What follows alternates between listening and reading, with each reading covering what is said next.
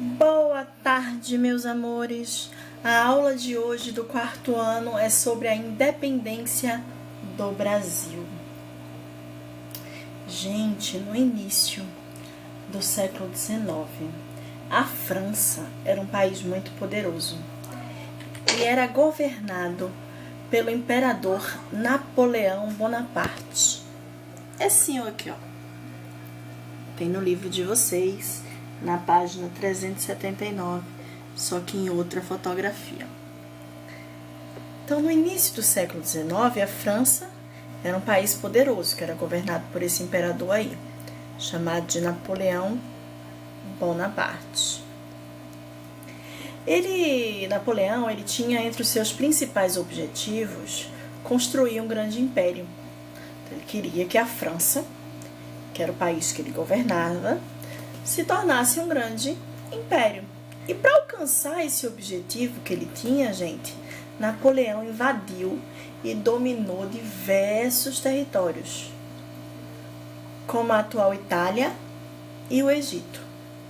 Naquela época não era Itália, nem já era o Egito, né? Mas ele dominou territórios como a Itália e o Egito.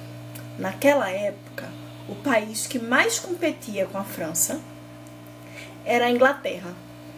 E a Inglaterra passava por um período de grande desenvolvimento industrial e tinha uma esquadra muito forte. Esquadra, para quem não lembra, é um conjunto de navios de guerra de um país. Então, naquela época, a França competia com a Inglaterra. Só que a Inglaterra, além de estar se desenvolvendo muito, ela tinha um conjunto de navios de guerra, que era uma esquadra, muito forte. Tá, gente? Na disputa com a Inglaterra, Napoleão Bonaparte estabeleceu em 1806 o bloqueio continental. O que foi isso, tia, esse bloqueio continental? O bloqueio continental era uma lei que proibia que qualquer porto que pertencesse ao Império Francês, qualquer porto que pertencesse à França, ou que fosse dependente da França, não podia receber, não podia deixar chegar lá, ancorar navios ingleses, ou seja, navios da Inglaterra.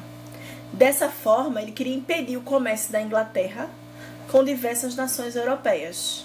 E assim ele ia enfraquecer a Inglaterra economicamente.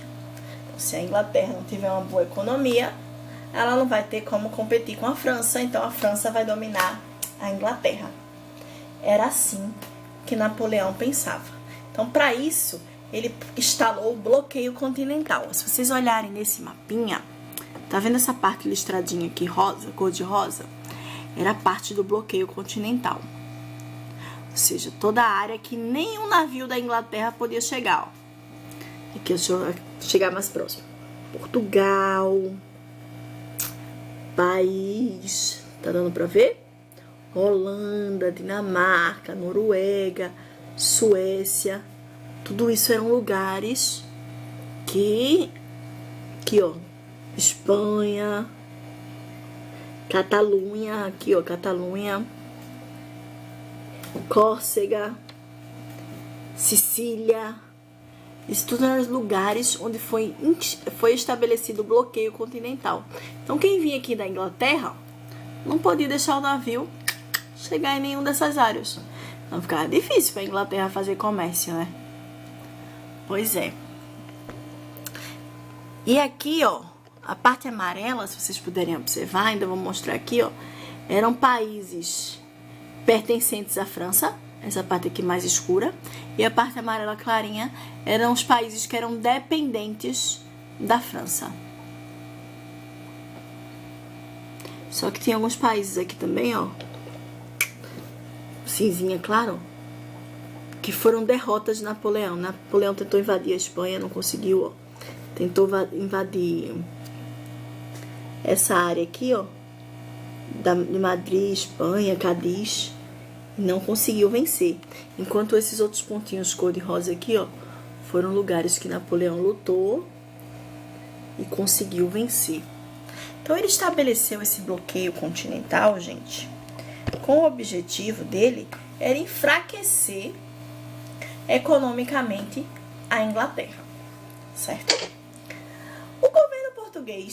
Portugal, né, no entanto, ele dependia financeiramente da Inglaterra, gente. Por isso, ele não cumpriu o decreto do bloqueio continental de Napoleão. Ou seja, aquele decreto que proibia qualquer porto que pertencesse à França ou fosse dependente dele de receber os navios ingleses. Mas Portugal não dependia da Inglaterra. Então, por isso que ele não cumpriu. Só que foi o que aconteceu. Napoleão, ele ameaçou invadir Portugal. Então, para evitar que Portugal tivesse que se render à França, e para ficar longe de Napoleão Bonaparte, os governantes portugueses, eles decidiram transferir a sede do seu império para o Brasil. Então, naquela época, a gente tinha que a sede do Império de Portugal era na capital, Lisboa. Porém, com medo que Napoleão atacasse, porque eles não aderiram ao bloqueio continental, a corte portuguesa, os governantes portugueses, decidiram transferir, ou seja, decidiram vir embora para o Brasil. Assim, em janeiro de 1808, embarcações com a família real portuguesa e sua corte, composta de nobres, funcionários do governo, soldados, comerciantes, religiosos, chegaram ao Brasil. Uma parte desse grupo, dessa corte, desembarcou no Rio de Janeiro. E a outra, com a família real, chegou na Bahia. Ou seja, esses navios, quando eles saíram lá de Portugal, aqui é a corte portuguesa se organizando para sair de Portugal para vir para o Brasil. Então, os navios, quando saíram lá de Portugal, vieram para o Brasil. Eles passaram por uma tempestade. Essa tempestade dividiu a frota em duas. Uma parte chegou na Bahia, em Salvador, e outra parte chegou no Rio de Janeiro. Em Salvador, chegou a família real. O príncipe regente, que naquela época era Dom João, assinou um decreto que autorizava as nações aliadas à Inglaterra e a Portugal a praticar o livre comércio com a colônia brasileira. Então, antes da família real portuguesa chegar aqui no Brasil, o comércio era realizado exclusivamente com Portugal. Então, tudo que o Brasil produzia só podia ser mandado para Portugal. E quando a família real chegou aqui no Brasil, Dom João ele assinou um decreto que ficou conhecido como a Abertura dos Portos. O que foi o decreto da Abertura dos Portos? Foi um decreto que autorizava as nações aliadas à Inglaterra e a Portugal a praticar o livre comércio com a colônia brasileira. Colônia brasileira por quê? Porque o Brasil ele pertencia a Portugal. Então ele era uma colônia de Portugal. E como antes o Brasil não podia comercializar com ninguém, dessa vez mudou com a abertura dos portos. O Brasil passou a comercializar com a Inglaterra e com países também que eram aliados da Inglaterra. Essa foto aqui, mostra a chegada de Dom João ao Brasil, a chegada de Dom João e sua corte ao Brasil. Bora lá. Novidades que vieram com a família real. A chegada da família real e da sua corte ao Brasil provocou diversas modificações nos hábitos e na cultura, tanto da população local como na dos portugueses. Para transformar a cidade do Rio de Janeiro em sede do Império Português, foram construídos teatros, museus, fundados jornais, academias artísticas e científicas, estruturas que a corte considerava essenciais. Além disso, a família real trouxe cerca de 60 mil livros que compunham a Real Biblioteca de Portugal, a qual originou posteriormente a atual Biblioteca Nacional do Brasil. Ou seja, esses 60 mil livros que vieram de Portugal, eles deram origem à nossa Biblioteca Nacional. Aqui embaixo tem uma foto por dentro da Biblioteca Nacional nossa. E aqui, uma foto por fora do prédio da Biblioteca Nacional. Tia, por que isso? Lá em Portugal, a corte estava acostumada a ter coisas do bom e do melhor, né, minha gente? Elas estavam acostumadas a ter teatro, museu, jornal, academia de artes, academia de ciências, faculdades. E aqui no Brasil não tinha nada disso. Então, com a chegada da família portuguesa ao Brasil, eles resolveram instalar tudo isso aqui no Brasil para eles também terem esse conforto aqui. Com isso, os hábitos da corte portuguesa passaram também a influenciar a elite colonial brasileira. Ou seja, quem tinha dinheiro, viu que o povo que chegou de Portugal se vestia de um jeito, falava de um jeito, eles também queriam fazer do mesmo jeito.